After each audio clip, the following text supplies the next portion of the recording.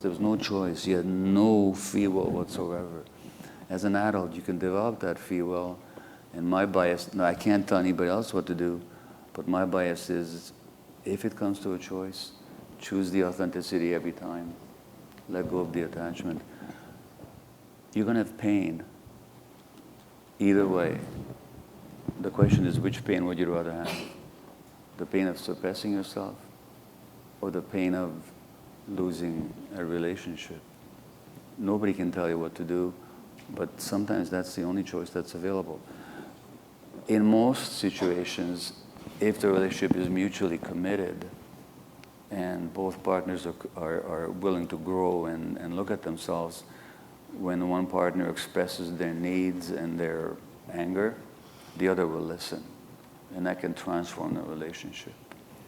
So don't, when you say don't, how do you deal with the resentment? Resentment is not the same as anger. Resentment is a slow poison that eats you up. Anger is something that you express and you say, no, this is not acceptable to me. It's very different. Do you have anything to add?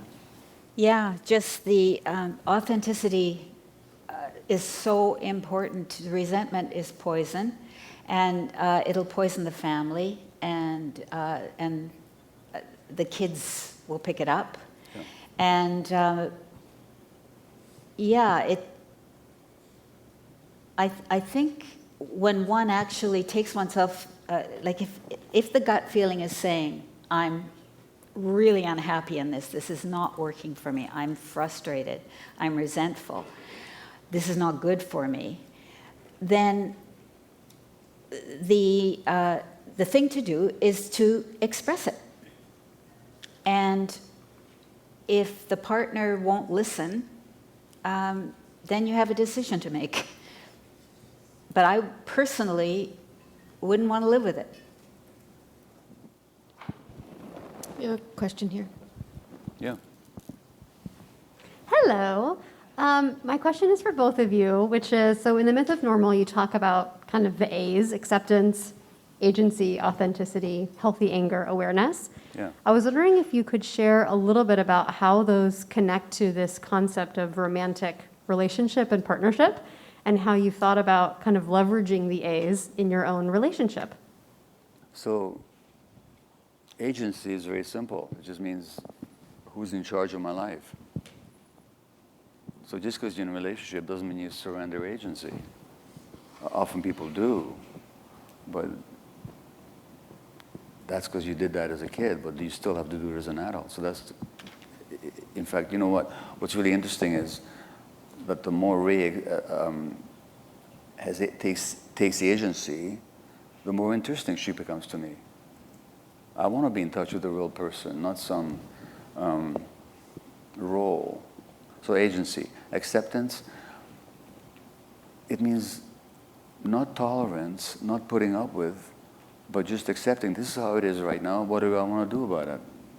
So acceptance doesn't resent how it is, it just says, this is how it is, what do I want to do about it? So it's just recognizing the truth, and then what choices does that leave you with? Anger, I already talked about the importance of it. There's healthy anger. There's 3 ways to deal with anger, fundamentally. There's healthy anger, which is in the moment, you're in my space, or you're crossing some boundary, no. And once you've expressed it, it's done its job, it's gone. Then there's rage, where people have fits. I used to do that. And the thing with rage, it's not healthy, it's not based on the present, it's based on some past trigger. And rather than like healthy anger, which once you've expressed it and it's done its job of boundary defense, it's gone, rage gets worse the more you get into it. It's addictive. Then the third way is the repression of anger, and that's where you find yourself with depression. Like, what's the word depression mean? Is push something down. What are you pushing down? Guess what you're pushing down? You're pushing down your emotions, particularly anger. It's not this brain disease that you inherited, it's an adaptation which affects your brain. Or you end up with disease. So anger, choose the healthy anger, and awareness is important. So these A's, they have a lot to do with healthy relationships. I think you asked for something to do with the romance, or in a... Yeah, I'm curious how it applies in your relationship. I think acceptance at a certain point that something isn't working right now. What kills it is any kind of trying to change the other, control the other, codependence. That's just like a death to relationship. So taking space and saying, I accept that right now, or I accept right now that I don't really feel like being with you. Like I'm not attracted to this. I don't feel safe here, or at least it just isn't comfortable. I'm just going to take some space, and you can sort it out, and we'll talk about it again, and later. Part of it is just allowing space and not insisting on,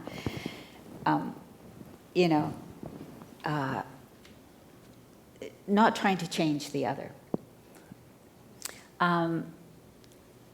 One of the things that works for us is sometimes one of us, it's usually me, will come and say, look, can we talk? Can we bring our adult brains into this? Like, can we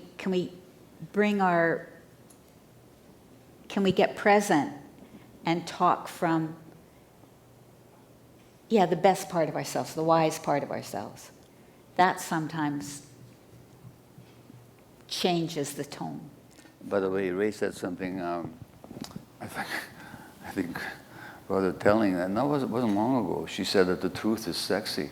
Yeah, So, the truth is sexy. Yeah, so when you talk about romance, when the other person really shows up as themselves, that's sexy. Sexiness is not all about pretending to be who you're not. So. Yeah, codependence is not sexy. Yeah. I've spent a lot of my time, if Gabor defined himself as an addict with work, with shopping, with whatever, I would be the codependent trying to change, trying to limit, trying to prevent, trying to stop bad things from happening. That's something I had to really take responsibility for. And when I did, things got a lot better. The point is, you cannot change the other. You certainly can change yourself. Thank you so much. We have a question on this side. Thank you both so much for this discussion today and all of your broader work. I really appreciate it. My question today is about spirituality and self-acceptance and self-knowledge. On stage, you talked a bit about spiritual work and how some of this is very much spiritual work. I know in Scattered Minds, there's a discussion about needing to find spirituality for calm as well internally, and that's been kind of a later journey for you, Gabor. And I'm curious where both of you would... Gabor. Sorry. It's okay. My bad. I wrote it down, but I didn't say it right. I'm sorry. It's okay. Gabor. So let me ask you first, okay? Because spirituality is one of these words that means so many different things to different people. So when you speak of spirituality, what do you mean by it? For me, it's like relationship to the universe and to how things are as they are, sort of in totality, and everyone else's spiritual work for peace and Got it. connection to self as well. So. Got it. Thank you. So 2 quick points. There's the book, The Road Less Traveled. It's quite a few decades old now, but who's the author? Scott Peck. Scott Peck, yeah. And Peck says that love is extending yourself for the spiritual growth of another.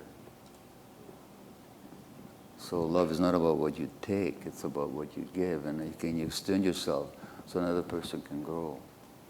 That's what love is. And when you define spirituality as the universal belonging, well, the Buddhist spiritual teacher Thich Nhat Hanh, he says that it's not that we are, he says we enter are. And any spiritual tradition worth its salt doesn't give you some anthropomorphic representation of some kind of a god. Not that you shouldn't believe in God, but it's not going to be anthropomorphic, created in your own image.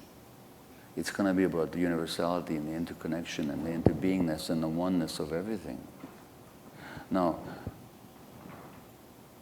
if you can get that in this relationship, we're not are in relationship, we inter-are in relationship, then you're already extending yourself beyond the limitations of the ego. And that's just a microcosm of the more universal truths that you're referring to. So I think, that's why I think relationship work is spiritual work. Because you're going beyond the limitations of the ego and you're accepting the co-arising, as the Buddha put it, of all phenomena. Okay? Thank you. Hi. Hi. I have done immense amount of reading and research on your teachings associated to parental stress and guilt, Yeah. and the impact and effect that it instills into the child.